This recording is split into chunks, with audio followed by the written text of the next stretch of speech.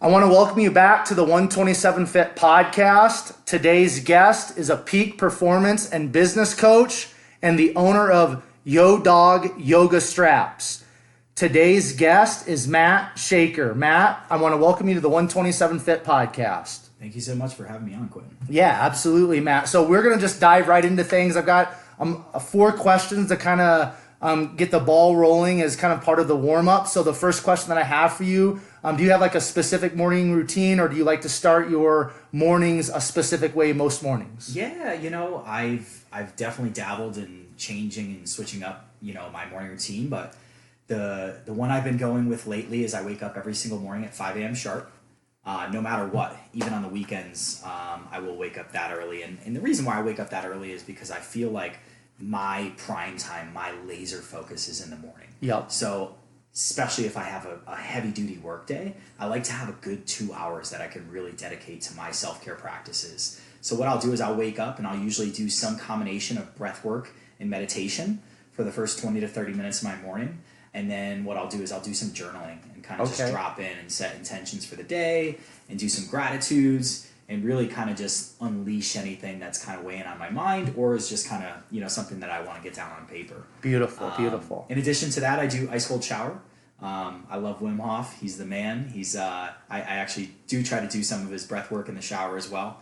But yeah, cold shower is kind of, it's almost like the peak of like, let's rock this day. I feel like every single day you have this beautiful opportunity to really just hard charge. Absolutely. And for me, the 2 things that really get me there are both breath work and then the cold shower. It just tunes me in and I completely lose sight of the fact that I've woken up so early, mm-hmm. right? So, and then just kind of get ready and get geared in to go. And, sometimes I'll incorporate a yoga flow. I also do like to do my morning, my fitness regimen in the morning. So I switch it up. Sometimes I'll take a spin class. Sometimes I'll just go to the gym and do some strength training.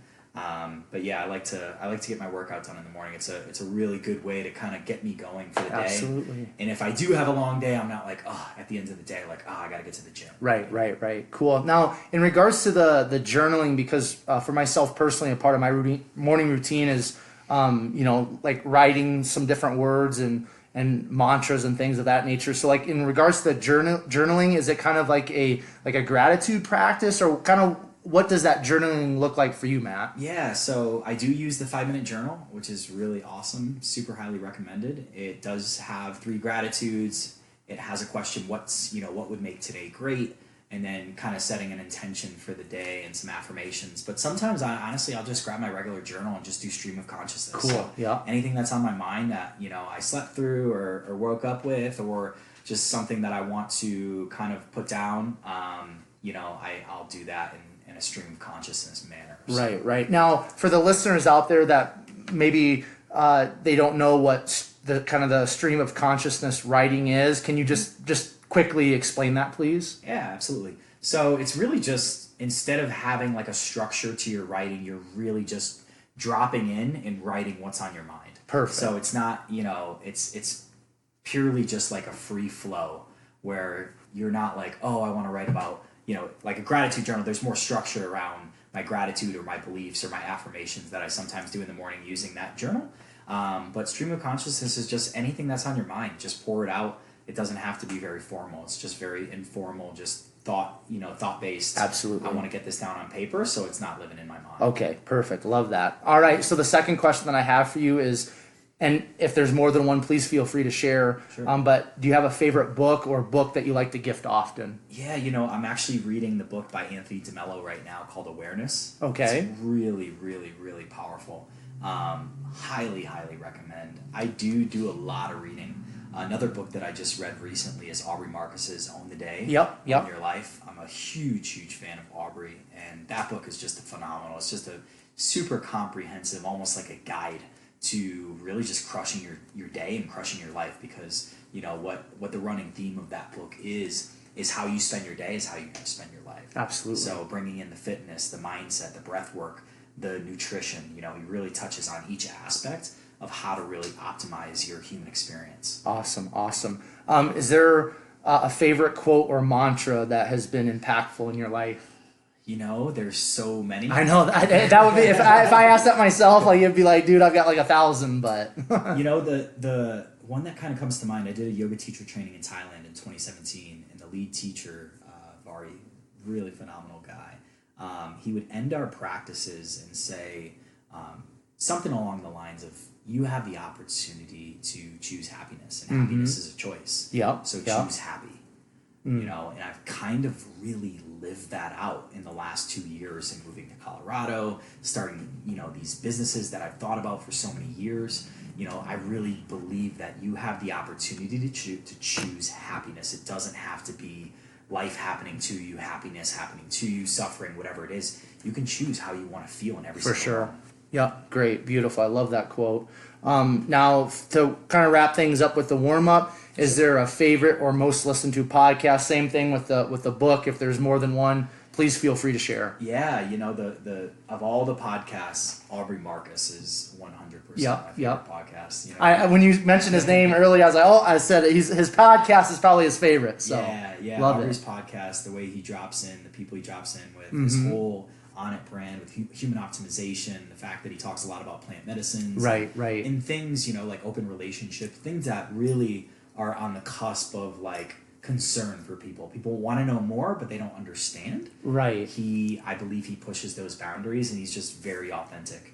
I went to his mastermind weekend in Santa Monica last year, and it was one of the best weekends I've ever had. Cool. So, awesome. Yeah. Yeah, I saw. I think it was on maybe your Facebook or Instagram or something, but I saw a picture with you and Aubree. So, and I read the little caption, and so I knew even coming into this there had to be some sort of interest in him and kind of like what he's sharing with the world, and totally. So that's really great. Now for like Aubree, so then would you consider him kind of like a mentor of yours, kind of from afar, or absolutely, okay. Absolutely. I don't believe that your mentor has to be somebody that lives next to you, right? Somebody Exactly. that you know personally, but I'll tell you what, even just being at the mastermind and be able to communicate with him, and he's just another guy. He's down to earth. He hung out with us all, the entire weekend, and absolutely, he built a brand, basically on his passions: fitness, human optimization, personal development.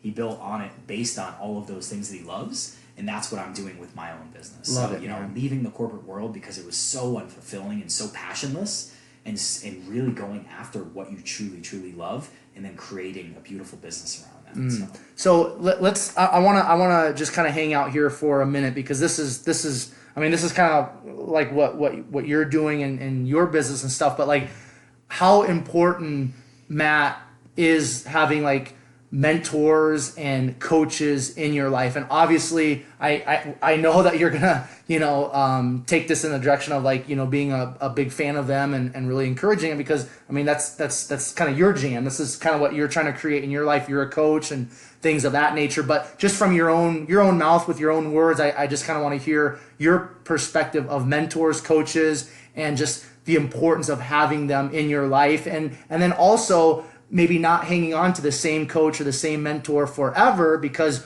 we change, they change. So maybe just being sensitive to the changing seasons in our lives, and when we might need to switch up the coach or the mentor. Yeah. First and foremost, obviously I'm a coach, and in my toughest experience in life, I was in medical sales. I was killing it financially, monetarily. And I was like, why don't I feel good? I have, from a societal perspective, I have everything. I'm making a ton of money. I was in a really great relationship. I had everything you could want, right? But I felt so unfulfilled. And I felt like there was more to my life that I hadn't or didn't understand how to grasp onto. Right. So in that moment, I actually found my first coach.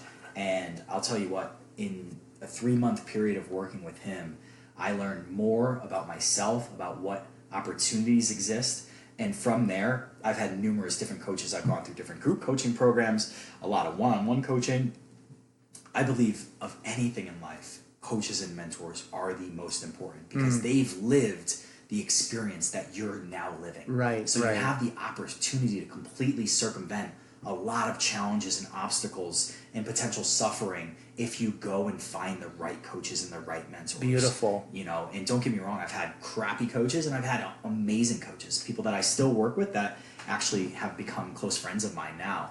And I believe in the practice. It's the reason why I left the corporate world and left medical sales to become a coach, because I truly believe that there's such a beautiful opportunity to help others transform their life because of what you've gone through and what you've experienced. And when done in the right way, with the right certifications and training and experience, the opportunity to help somebody level up and yourself is really limitless. Cool. Now, I've heard a lot of people, through podcasting, talking about, in regards to like mentors and coaches. Like the important thing is, if you're seeking out a mentor or a coach, is to seek out an individual that is basically, they're at that next level that you want to get at. Is that a fair statement there? Yeah. I'm a big fan of Tony Robbins. Okay, I do sure. his entire program, actually, and that's one of the biggest things he says is find somebody that is where you want to be. Okay. Even if it is 2, 3, 4 levels up. Right. And work for them. How Tony became huge was he basically found his mentor and was like, can I work for you? I'll work for free. I'll sweep the floors. So find somebody that's going in the direction or has already gotten to where you've gotten to, and then offer them value. Offer them value in return for their mentorship, for their coaching. Or you can just pay outright for coaching. Yep. There's amazing coaches all over the world. For sure. In any different industry or passion or hobby or facet of life that you can really find. Just like you found me on Instagram. Everything is really possible with the connectivity that we have. Absolutely. And that's something too that I just wanted to touch on quickly is like, and we already kind of covered a little bit, but it's like, you can have like Aubree Marcus is a mentor of yours. And I mean, it's not like you guys are meeting one-on-one every day or once a week, but it's from afar. Yeah. So we can also, because of the social media platforms that are out there, because of podcasts, because of Instagram, we can literally not even spend any money or connect really in any way except through social media with a quote-unquote mentor and really gain a lot of valuable information from them. And then if we're willing to apply it, it's free. It's all out there. We just have to be willing to be open to study and pay attention and listen and learn. And again, would you agree with that? Absolutely. That's the beautiful thing about Instagram, about YouTube.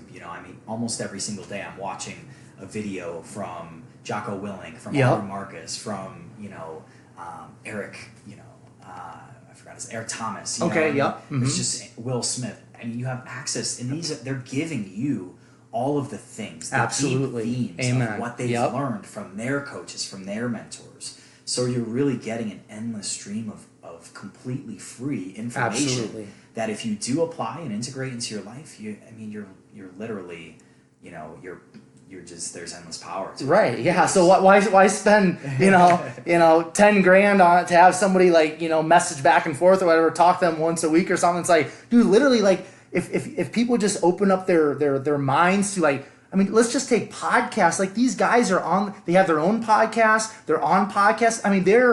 Their information in a private group or a private setting isn't going to be much different than what they're sharing in the public. We just have to be open to receive it and take it and run with it, right? Totally. That's just there is a beautiful thing about working with somebody very privately. Right. Okay. Yeah. But there's literally endless information right. and value to getting, to following all these guys, Aubree Marcus, Gary Vee, Tony Robbins, Oprah Winfree, whoever kind of you feel called to. There's so much information and value you can find out there that's free. Cool. Yeah. All right. So we'll move on from there. We'll obviously we're going to talk about kind of just like your business and what you've got going on personally down the road here in a few minutes. But let's just, if you don't mind sharing, Matt, a little bit about maybe your childhood, where you grew up. Were you involved in maybe sports, extracurricular activities? Kind of what was life like for Matt in those younger years? Yeah, we grew up in Manchester, Connecticut, small little suburban town outside of Hartford. I played all the sports. I played soccer, baseball, basketball was my favorite. Ran track in high school, and definitely connected out.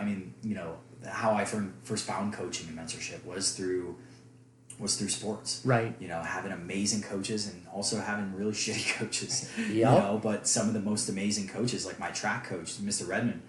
This guy was a former Olympic athlete. He instilled values that I still carry with me to this day, just working hard and putting the effort in.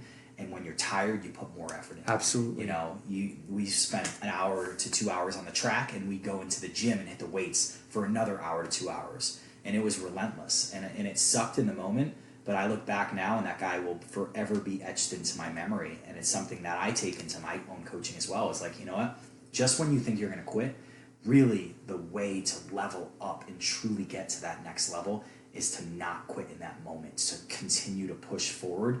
That's how you're going to grow and expand and get to that next level. Love it, man. Love it. So you were involved in sports now. Was sports basically that outlet for you as a young man then in like, you know, junior high school? Was sports everything for you, or was there kind of some other stuff in there? No, it was sports, and there was reading. You know, okay, cool, reading, cool. And then also friendships. I was really tied into a lot of my friends. Okay. And we would hang out every weekend. But honestly, when I went into go inward, I would just read. You know, I've always been an avid reader. I've loved reading. I used to read all the Goosebumps books. Yep, me too, man. Yep. Matt Christopher, did you ever read those? The sports books? Yep. Cool. Sweet. So reading has been a love of mine, and also writing too. I'm a big fan of writing. I wrote a children's book when I was like 12 years old, like a 40-page book. That's awesome. Yeah, dude. So those have been my outlets. You know, it's just spending time, and I've always been super active. You know, I'm an Aries. We always want to do it all every day. You know, and spending time with friends and playing sports and connecting on that level has always been huge for me. So. Now the reading and the writing, was that something that you picked up from a parent or something, or from a sibling, or kind of how did you kind of pick that up? Yeah, you know, my mom was really intelligent. She was actually going to college when she was raising my brother and I. Okay. So she did a lot of reading, and I was always kind of like a fan of reading. So I would read her college grade books from a really, really young age. And that kind of opened the world. And I was always really good. Like the classes that were my favorite were reading and writing. I was not a fan of science and math. Me neither, man. It wasn't my forte. And so I was turned on to a lot of great reading and writing from my teachers back into like from third grade on. Cool. Which is really awesome. So and it's just something that I was always really good at. You know, I felt like you naturally gravitate to what you're good at, right? Yeah. So those things were hugely prevalent for me. I mean, I played video games like every other kid. Yeah. But it wasn't the thing that really kind of like got me to really enjoy life. No, that's really cool, Matt, because that's my upbringing was very similar. Where I mean, sports was kind of like the main outlet, but then I really enjoyed reading at kind of different seasons when I was younger, and writing's always been a big part of my life. And you know, just even when you mentioned Goosebumps, man, I remember being at the library and picking up the latest Goosebumps book and eating that up, and then going to the next one, and it's good stuff, man. But so that's kind of cool that we have some similarities with that. Now, post high school, what kind of unfolded post high school for you then? Yeah, well, I was an entrepreneur ever since I was like 11 years old. Okay. So even in high school, I had my own landscaping company. Sweet. I was always super motivated. I saw the opportunities. All my uncles were entrepreneurs. Okay. So they told me about the opportunity, both monetarily and working for yourself. So I learned about business from a very young age. So when I came out of high school, I was a little reluctant to go to college right away because I was doing so well with my little landscaping construction company.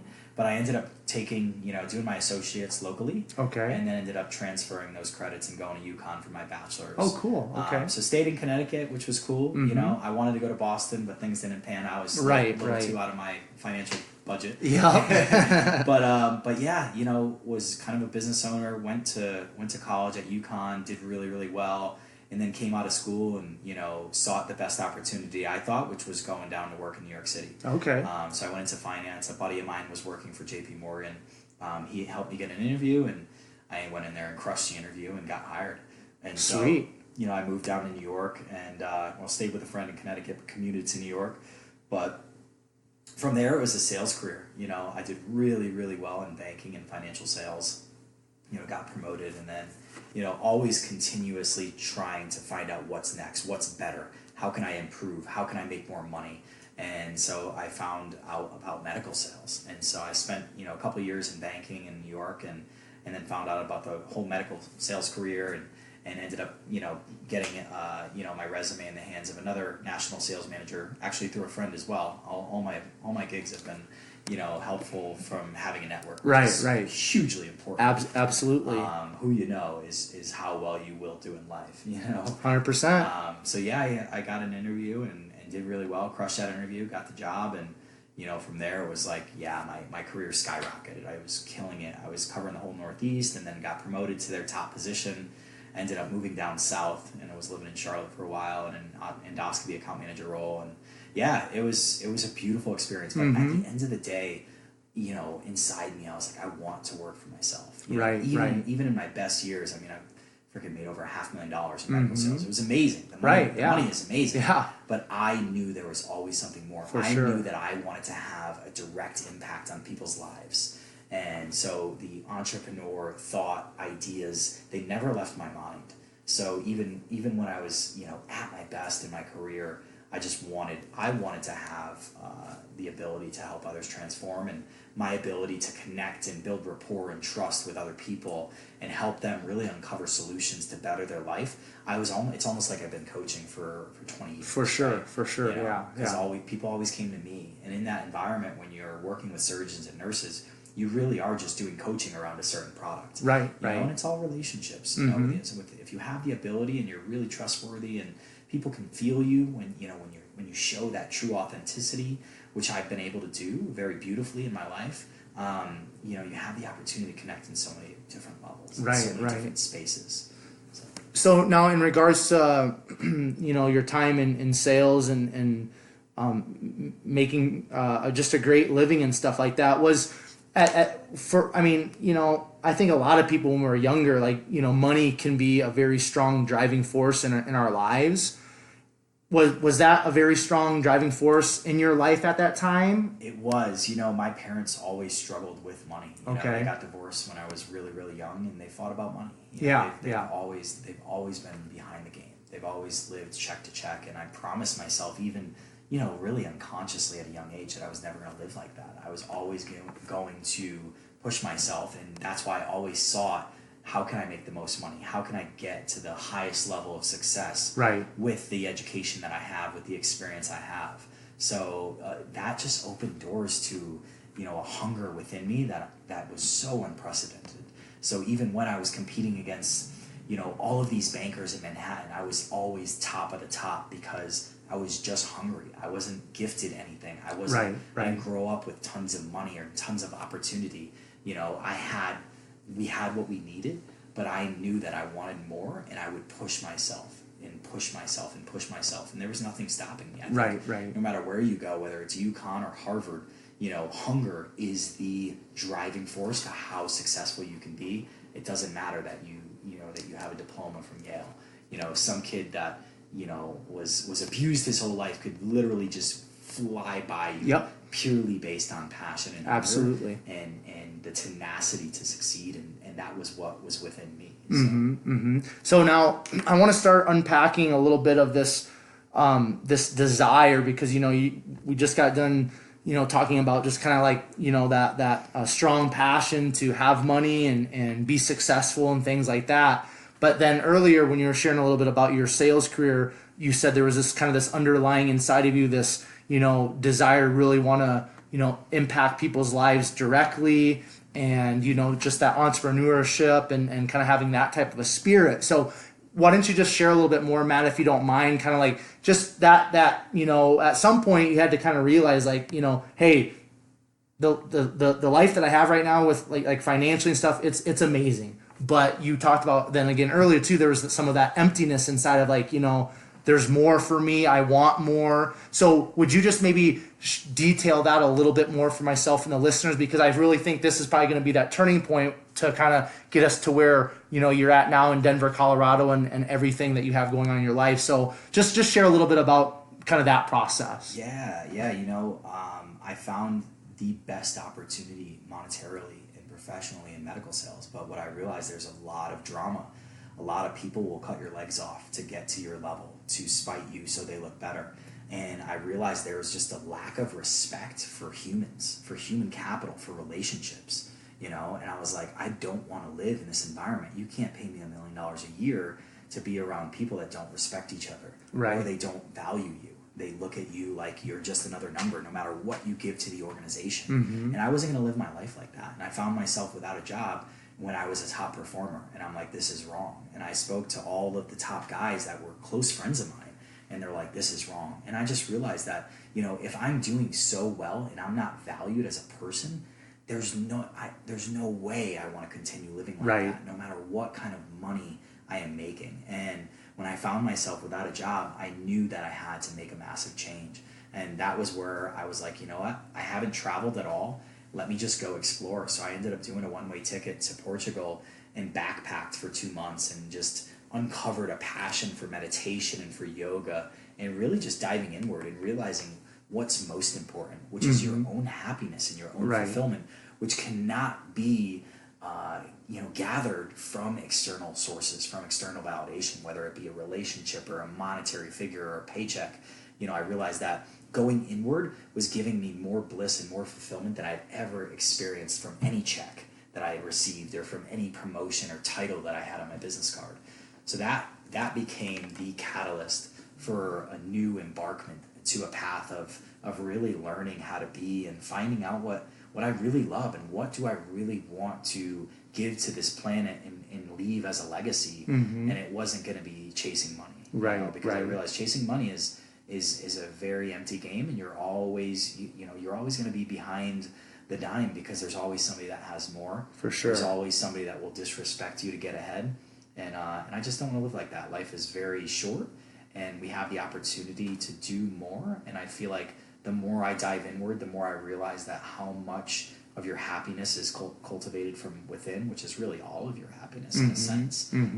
That's where true fulfillment, that's where the true gratification for life has come into my world. So. Cool. Now, when you talk about going inward, what were some of those, maybe some of those things that when you went inward, and it sounds like you did that when you went backpacking for a couple months and started just kind of unpacking that stuff that was going on inside of you. What were maybe a couple things or a few things, Matt, that you kind of had to really specifically work through in regards to going inward and trying to discover the importance of, that happiness in your life? Yeah, I was bullied. I have vitiligo. I was bullied for a lot of my childhood. Okay. And I realized that a lot of that trauma carried over. Seemingly I was like looking back, oh, I lived great, but I'm like, why are these patterns coming up of anger and frustration and not really being able to live alone or feel good just alone? It was always like, how can I externally validate through a relationship, through friendships, through spending my time? And I realized that I had to be alone, and through yoga, that was the biggest, really core root, experience that I've had was and finding out about myself was through yoga practice, through doing a yoga flow and getting still and quieting the mind through meditation and tapping into the breath, and those things allowed me to realize that we have everything inside that we need to live our fullest life. Right. And it became this new journey about finding out who I was. I would always identify with my job, with how much money I was making, with all of this success I had, coming from really a lower middle class environment, and being able to be tremendously successful, better than my friends that had gone to Duke and Yale and stuff like that. Right. Like, but it's it's an empty path, and through yoga and meditation and these other practices that I've uncovered over the last 5 years or so, I've been able to discover what true living means. And true living is finding out who you are and then allowing that authentic, raw you to come out and play in the world. Right. So when you went inward, did you have to let go of a lot of things? Oh, yeah. There's a lot of tears, a lot of journaling, a lot of suffering, and a lot of relationship mirroring that weren't, relationships continue to not work. And I couldn't figure out why. Well, I was masking it with alcohol and drugs and just not being alone, not taking time alone, and even traveling too, chasing experiences was something that I did. Having the kind of funds that I had, I was able to really do what I wanted, which was really great, but I was doing it from a very empty place, and now I've been able to really uncover that. I want to do that from a holistic manner, right? And really unpacking all of these things that I had to work through. But yeah, it's been years. And I feel like, your development, especially your healing, could be a lifelong process. Absolutely. I would agree with that. I am very hungry to figure out what is wrong and what is coming up, and getting really curious, because I want to work through that stuff sooner rather than later, because I don't want to recycle the same mistakes, the same experiences, the same relationships, the same suffering. So cool. Now let's so you had this backpacking experience. You kind of discover yoga and just the importance for you personally to be alone and letting go of different things, working through stuff. So when you got back from the backpacking experience, then kind of what happened after that? Yeah, I came back to Charlotte, and then I moved back north and took another job in medical sales. Kind of figured, I had a different mindset. Let's try this out one more time. Well, the second time was worse. Really? Okay. Well, I was just, I was making a lot less money and dealing with a lot of the same bullshit. Yeah. And I just realized that was really the final straw of like, okay, I need to work for myself, and I need to do something that impacts other people, because I see, I was able to see how much fulfillment and gratification I got from helping other people. Right. My backpacking journey allowed me to really inspire and connect with a lot of people from around the world and from, where I was from, without even really realizing it. And from there, that was a huge catalyst to this new journey of uncovering, like, okay, what does now, later in life, being an entrepreneur look like, right? And how can I integrate these passions I have for helping other people and for loving the practice of yoga? How can I incorporate that into a viable business that can not only replace my income, but also give me the opportunity to do well and have an impact on other people, right, from a larger perspective. Okay, so you go back into medical sales now. What is I want to ask you this, Matt? Like, what is your up to this point? Because we're always there's always going to be change going on in our lives if we're open to it. We're going to be just transforming and things like that, again, if we're open to it. But like right now for you, Matt, like what is your, and I know you've mentioned several times, like just your desire to like impact people's lives and help people and things like that. But like, what is your driving force now in your life? Yeah, my driving force is showing up as authentically as possible. And then in doing so, allowing me the opportunity to have an impact on helping others transform their life, through coaching, through yoga, through sharing my wisdom and experience with other people. I want to be able to not only inspire people, but also help them and offer them a space and a platform to make those transformations themselves. Right. There's a lot of people out there that, from an outside perspective, seemingly have it all. Instagram is a perfect example of that. Right. But deep down inside, they're either empty, they're hurting, they're unfulfilled, they're not doing what they love, they're not following their true path, their true calling, right?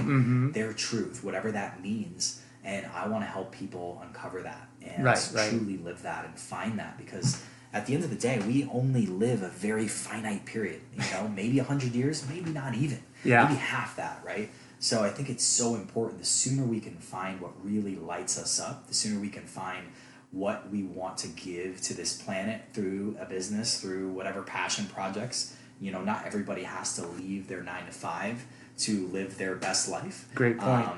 But I feel like if I can have the ability to help people do what I've been able to do myself, then I'm living a very joyous life. Right. Now I want to touch on the authenticity, because that is a word that is, you get on Instagram, everybody's like, oh, authentic and being real and all that stuff. And I think we're to the point now where people are using quote unquote authenticity as kind of like, they say, well, I'm being authentic, and it's almost like a sales kind of thing or whatever. Like people are hiding behind authenticity or whatever. They're kind of putting stuff out there like, oh, I'm being authentic. But what for you, and maybe some of your clients that you work with and how you try to approach being authentic, like what does being authentic mean, and how do we get to that point? Because I know for me, trying to be authentic is, as a guy, it's really hard and it can be very scary. So how does somebody step into that authenticity, and kind of what does that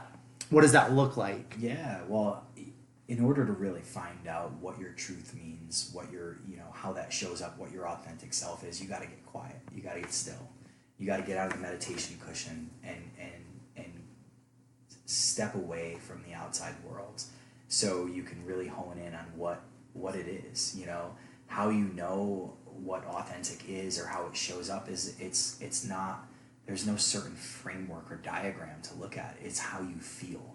If you feel inside 100% of your body, every cell, every atom, if you feel a certain way, if you feel this calling that you cannot stop, you cannot cover up, that is your authenticity. That's your truth.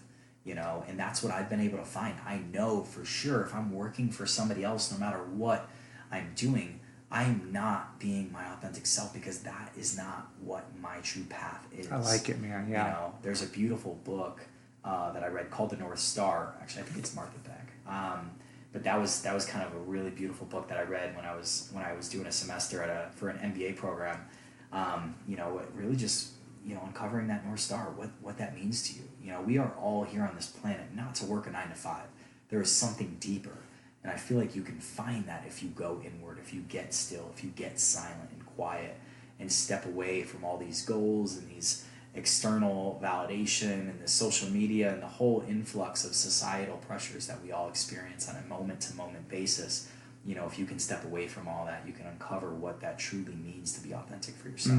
And that's, I just want to echo that, because we live in such a crazy, chaotic, quote unquote, busy world. And I firmly believe that a lot of us, that's a comfort zone for us. The busyness, the craziness, the chaos, the drama, all of that for a lot of us can be a comfort zone, because like I mentioned for myself personally, when you get alone, when you get quiet, when everything's still, you're forced to, allow those thoughts, to come out. You're forced to think about like stuff that you don't want to think about. It's just like, drugs, alcohol, whatever checkout mechanism you want to throw out there. Busyness is a checkout mechanism. Work can be a checkout mechanism. So I really appreciate that perspective of getting quiet, being still, being alone with yourself, because it can be really scary, I think, for a lot of us that live in America, because we just live in a very fast-paced culture. You brought up social media, all these comparisons. There's just so much going on, and you will never be able to find who you are if you continue to ignore that stillness, that quietness, and going inward. You won't. You can't do it, because that's the key. I really believe to life is stillness, quietness, and just like you've said, your word is going inward. So I really appreciate that. Yeah, thank you. Absolutely, totally. It's so easy to get caught up in that rat race. For sure. It's like a vortex. That's how I felt when I was in sales. No matter what company or position I was holding, you are swept up into this vortex, and you're completely disrespecting your inward self, your inner self, which is going to give you the most gratification anyway. Right. It's so easy to get caught up in hitting quotas and getting that next promotion and, whatever it is, we all have our own thing. But the sooner you can step away from that, to really observe what really matters, and then dive into that world of finding out what really matters and doing more of that, the better balance you're going to have, the more fulfillment in life you're going to have, and the more you're going to be aligned to your truth. Cool. Now, with that being said, talking about the quietness, stillness, and being alone and stuff, I want to talk a little bit now about the importance and value, though, in community and surrounding yourself with the right people, because like we're unpacking the fact that it's very important to be alone and all that type of stuff for finding yourself. But once you spend that time, and for the listeners out there, it's not just like a one-time experience of like, hey, for 2 months I'm going backpacking to find myself. It's an everyday thing, right? Because even with your morning routine, there's that breath work, there's that stillness and that quietness. So it's an everyday kind of refocusing, reloading. So once we kind of figure that out, though, would you just talk, Matt, about the importance of community, human connection, like face to face, not just through a screen, and just kind of share maybe a little bit of the value that you found in that in your own personal life. Yeah. Connection is what we're all here on this planet for, human connection, So I think that's so vital, right? That famous saying, the 5 people who you surround yourself with is who you will be. Absolutely. And so it's so imperative that we connect with others, that we strive to be around people that are supporting our best interests, that are challenging us in the right ways and helping support our highest self, so we're not just sitting in stagnation going through life and just, living life, right? There's truly an opportunity to learn how to be. And that's what I'm learning through my men's group and from reading and from connecting with others too. I've been able to really dive into some super amazing communities here in Colorado that, have the capacity to allow me to level up. A lot of entrepreneurs, a lot of people that are authentically relating to each other. So being around people that are doing their path and they're not, just signing off their life to, the 9-to-5 corporate world. Right. They're doing what truly allows them to have their own impact, whatever that means for them. And that's been so huge for me. I feel like, more than Charlotte and my entire upbringing back in the Northeast, I've connected with people in Colorado in such a way that's been so beautiful. Absolutely. That, you're around people that truly support you and what you're after and don't expect anything in return. And I offer that same value, so connection is huge. No matter what you're doing in life, whether it be starting a new business or trying to expand a passion project, collaboration and connection is critical to where you will end up. It's so important and vital to how you feel too. For sure. We need to be around people. There's a true value to finding and spending time alone, but there's such a beautiful value to connecting with other people as well.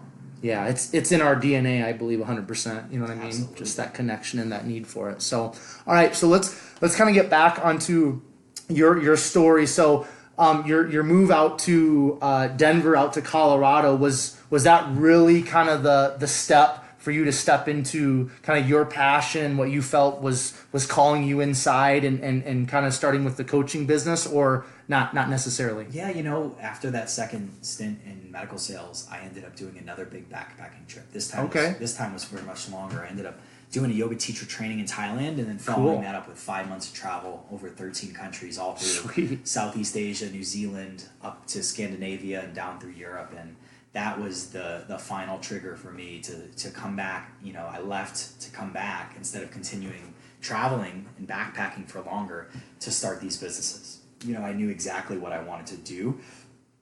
I knew that I wanted to open a business that was going to help other people change their lives. And from that moment, I didn't know coaching specifically at that point, but I had started this yoga business, the yoga strap business, with a friend of mine last year when I got back. And when I got back, I just knew that my vibration was so higher from traveling and from really just living in the moment for 6 months straight. It had completely expanded my consciousness and awareness for exactly what I wanted to do in life, but also who I wanted to be around and in the right environment that was conducive for allow that expansion. So a friend of mine that I met actually when I was out east, we ended up meeting again when we were in Bali, and she was actually moving out here. So when I got back, I knew I was going to move, and it was between kind of San Diego, Austin, Texas, and Denver, and all signs kind of pointed to the Colorado. Cool. I'd come out here skiing, and I just knew that there was a different energy about Absolutely. Out here. People truly lived a more balanced life, and it wasn't all about making money and success. It was about truly living a passion-filled life and honoring your hobbies and passions, because that's really how you're going to gain the most fulfillment in life. Yeah. If you don't have the business of your dreams or you don't have the job of your dreams, what do you have? You have things that light you up outside of that, which are sports, hobbies, clubs, what have you. So coming out here was just, again, it was kind of furthering and perpetuating that path of like, I want to live my best life, and what's the best place for that? And living in the mountains, and out here in Denver was that location for me. So when you moved out here, then did you kind of just start kind of the coaching thing, or did that take some time for you to kind of discover specifically kind of the coaching route that you decided to take? Yeah, stayed connected with actually my first coach. Okay. And he connected me with a guy out here in Boulder who was also a coach, and he kind of brought it to my attention. Hey, you're really good at sales, and you are really good at connecting with other people, and your energy and your vibe is awesome. And I was like, well, I appreciate that. He's like, maybe you should check into coaching. And for the first time, I really thought about, well, that's actually, it really hit me. It was like, okay.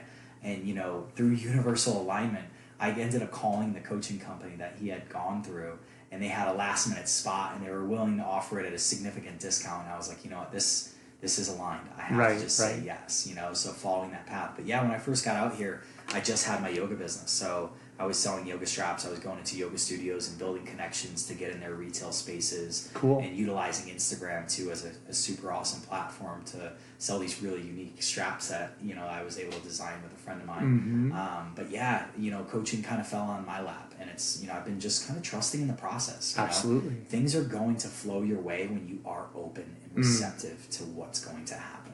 And that's how everything's really fallen in my lap in the last 2 to 5 years. Cool. Now, again, for the listeners out there that, because we're using the word coaching a lot, and kind of like our upbringing, it's like we and a lot of people that are going to be listening to this from my end of things, we're familiar with like a sports coach, and you mentioned you had some awesome sports coaches, you had some sucky sports coaches, like all of us, we've all kind of had those experiences. But what I'm saying is, like, most of us have an understanding, they're going to be listening to this, like there's a football coach, okay, there's an assistant football coach.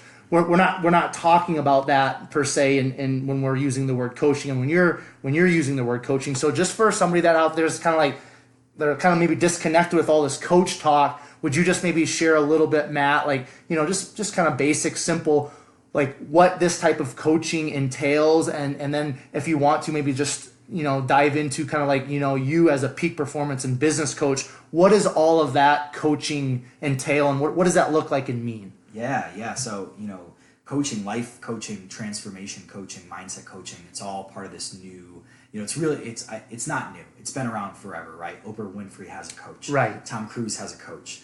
Denzel Washington. Everybody has coaches. For they sure. just don't speak about them. Right. It's becoming this, this real huge industry, really, where, we want to get to the next level.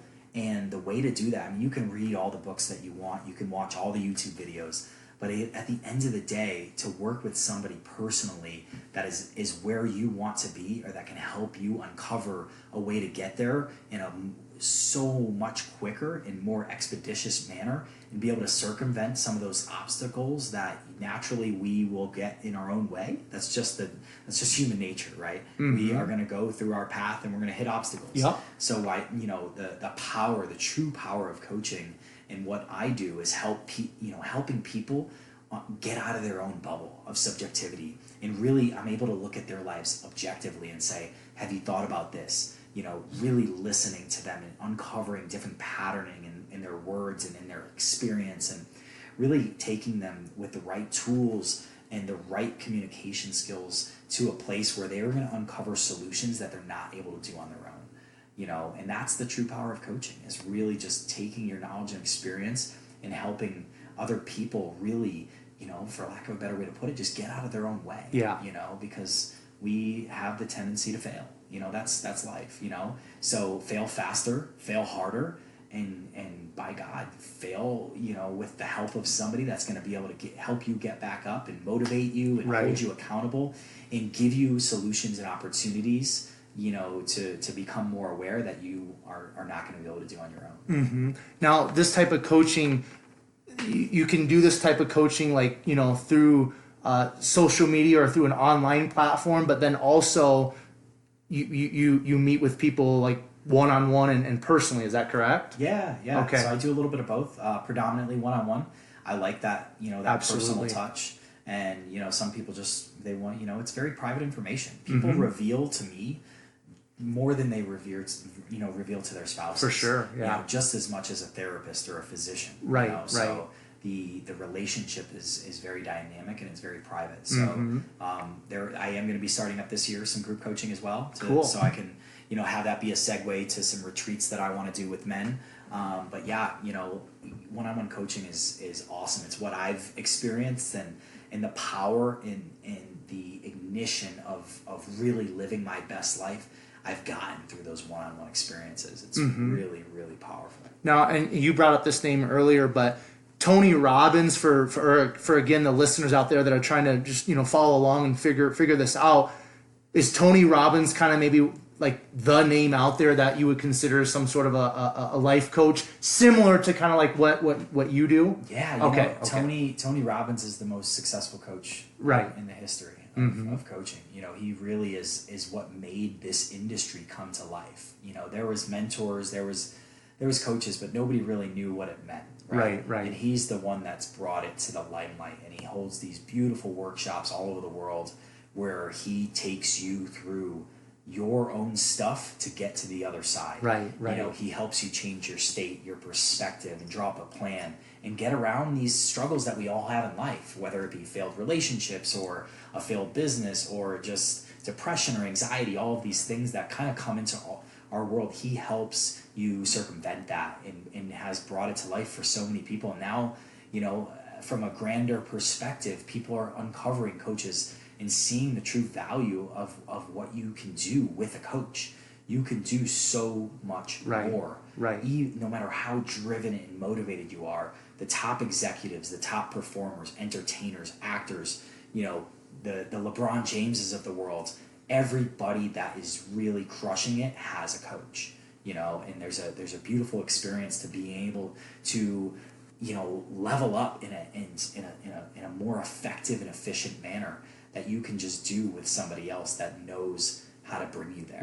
Right. Cool. So Tony, for any of you listeners out there that are just kind of trying to figure all this life coach stuff out, Tony Robbins is like the godfather. He's the one. So if you've heard about him, if you kind of know what he's all about, that's kind of the topic that we're covering in this conversation today. Just so you guys have just a better understanding of things. So, all right, Matt, we're getting close to going an hour, so we're going to kind of start bringing things in for a wrap up here. There's a few things that I still want to touch on though. And one of them is something that you had mentioned again earlier, but mindset, because that's kind of another word. Kind of get into this coaching scene, and when I listen to podcasts, whether it's like a Navy SEAL, they're always talking about mindset. Pro athletes are talking about mindset. And I really feel like mindset is something that, again, kind of like you mentioned earlier with another topic, it's been there for a long time, but we're just discovering more, I think, through science, the importance of mindset and our brain and our thoughts and just having control and power in those areas. So mindset, what does that look like in regards to your life and your coaching and the importance of, having the right mind? Yeah. It is the most important thing. How you perceive things, your perspective is everything. You can go through the motions of life. You can get the promotions and get to the next level. But if your mindset is not right, you are failing. You're going to feel depressed. You're going to feel anxious. You're never going to be satisfied. You're going to lack fulfillment. And the moment I found out about how to shift mindset, is the moment that my entire life changed. That famous saying, the way you look at things, change the way you look at things, and the things you look at change. It's so true. Perspective is everything. You can walk outside and it could be raining. There's two people, they can walk out next to each other. One's going to be like, what a beautiful opportunity for the grass and the plants to get fed. And the other person's going to be like, this sucks. It's raining. My hair is going to get wet. I'm going to get wet. So how you look at things is going to completely impact how you feel on a daily basis. Your mind affects your emotions, which affects your actions, which affects your experience in this life. For sure. So the way you can change your mindset is you have the ability to. You have the ability to think a certain way, to show up a certain way, to feel a certain way, and it all starts with your perspective, with how you can control your mind.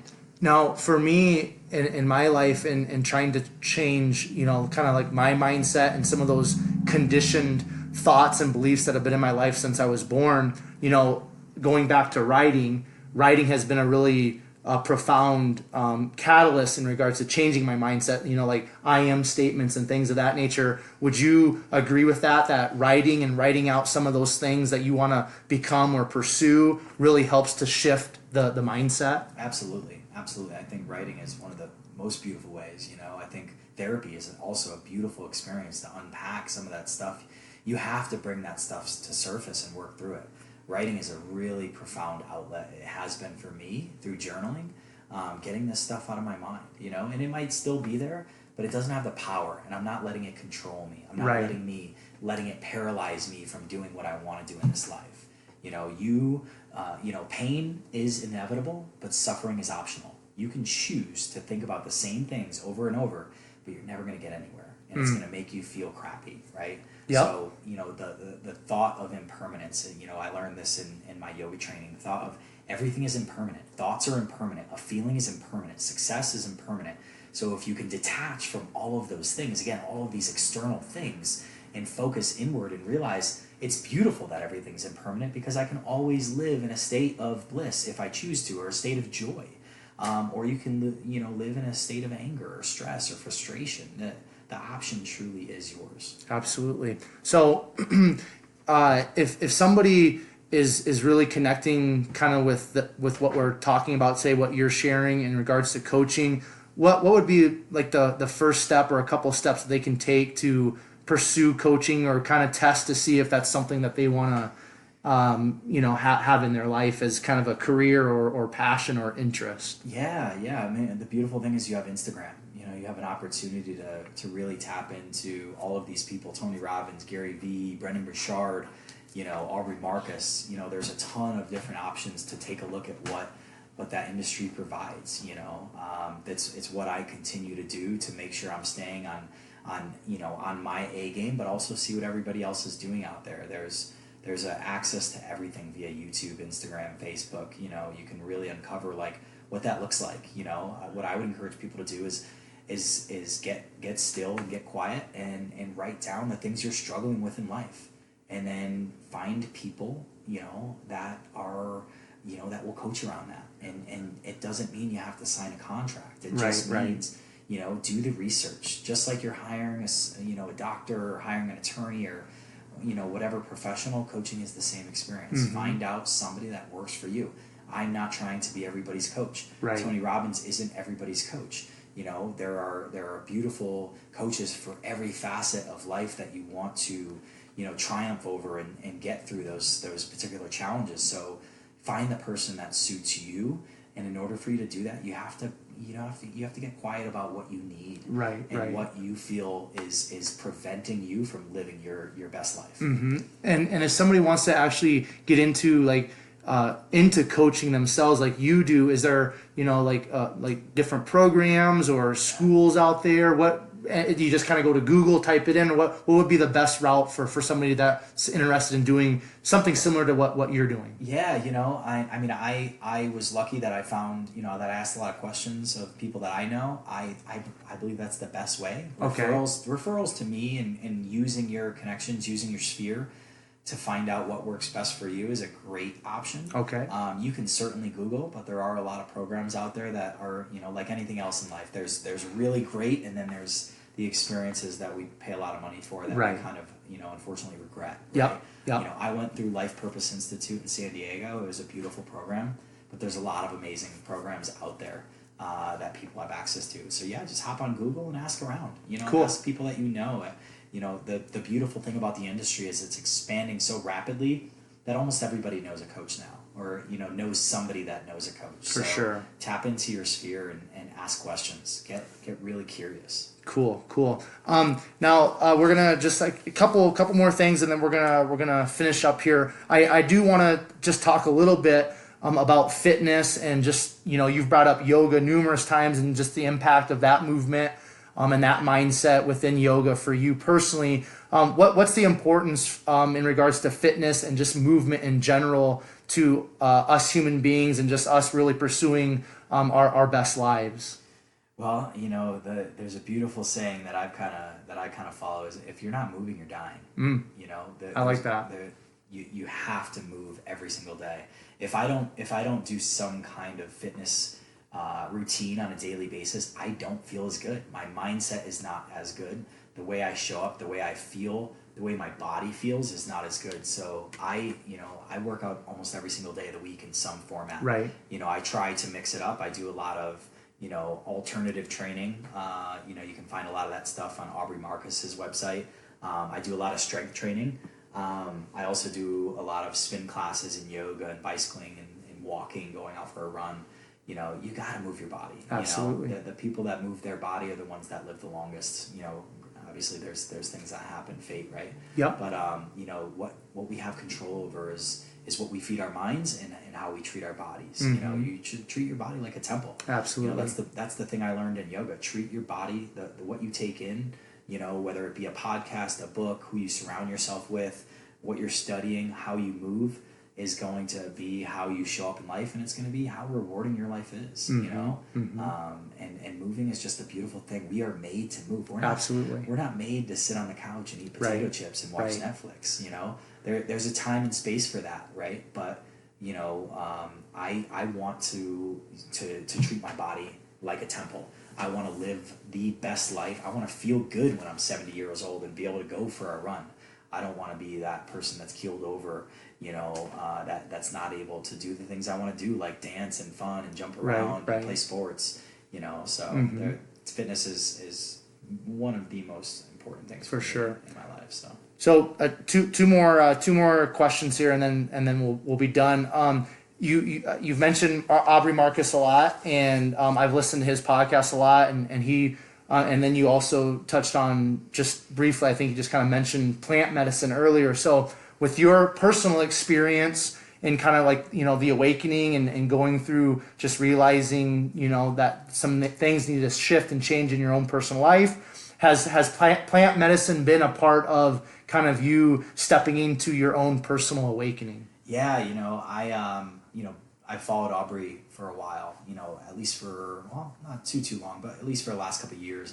And I actually went down to Costa Rica last year and did a boga, and that experience was truly pivotal for what I've become and for how I've been able to overcome my own challenges in life. It really is a soul reset. There's a beautiful opportunity through plant medicines, and only through plant medicines, that you are, your awareness has become heightened, and you can heal those past traumas, and more importantly, you can uncover what you really want out of life, and realize that, that this human experience, we have a full capability to expand more, to gain more, and then to truly find out what we need inside. Right. That experience with a boga has been beautiful, and plant medicines are something that I plan to integrate into my life, integrate into my healing and my development in my life. I'd love to get down to Peru next year to do ayahuasca. And also psilocybin. There's beautiful, marijuana. I don't partake in that, but psilocybin I think is a beautiful experience. Again, psychedelics. There's a huge prevalence in what those will do for you. They've been used for years upon years upon years, and they're being used in the medicinal space now for depression, for anxiety. Yeah. These natural, medicines have such a capacity to heal people.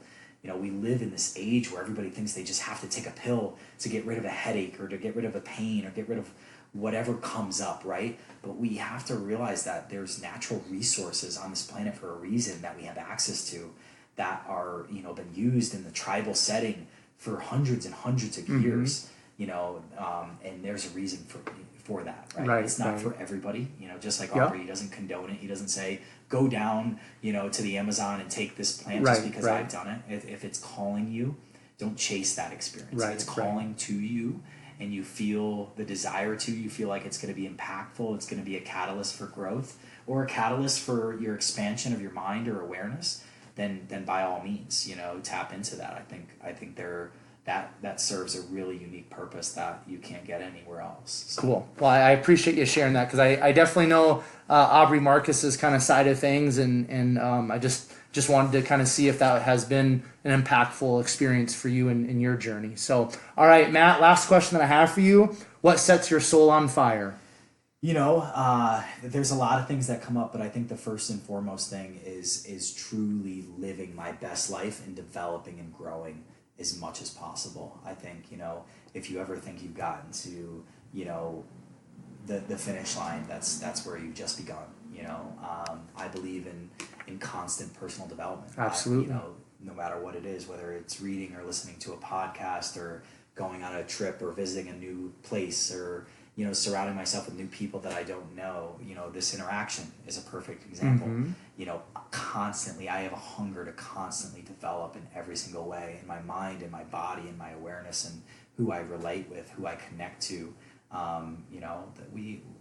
This life, this human experience that we have is so beautiful. There's so much opportunity, and I will never stop tapping into, what's next. Beautiful, man. All right. Well, I just want to thank you, Matt, again, very much for taking time out of your day today just to kind of share your story, share your passion, share your heart. It's greatly appreciated. If somebody wants to follow along your life experience, your journey, if somebody wants to reach out to you, things of that nature, where can people find you and connect with you? Yeah, I'm very active on Instagram. I have a few different pages. My personal page is Matthew, Matthew, last name Shakir. I also have Awaken Momentum on Instagram, and then also Yodogyoga on Instagram. And then my coaching website is awakenmomentum.com. So you can find me there. All right, awesome. Listeners, thank you again for tuning into the 127 Fit podcast with myself and Matt. If you would like to reach out to me and find me, connect with me, things of that nature, Instagram at 127 Fitness, Facebook at Quentin Vars. If you guys would do me a huge favor, please leave a 5-star rating and review for the podcast. That just helps in the podcast world just to get more listeners and things like that. I just would really, really appreciate that. If you think you'd be a great guest, or if you have a friend, acquaintance, or something of that nature that you think be a great guest or guest, you can send me an email. That email is 127fit@gmail.com, and just tell me a little bit about yourself, or give the email to your friend, what have you, and just reach out to me, and we'll take it from there. Again, if you're finding great value in the guests that I'm bringing on the podcast, if you're finding great value in the podcast specifically overall, if you would just be willing to share the episode or episodes that you're finding that value in on your Facebook and Instagram stories, that would be super cool. And then just use the hashtag #BeSomeoneToFollow. Then per the usual, I will leave you with Proverbs 24:10, which states, if you faint in the day of adversity, your strength is small. This time until next time, I will catch you guys later.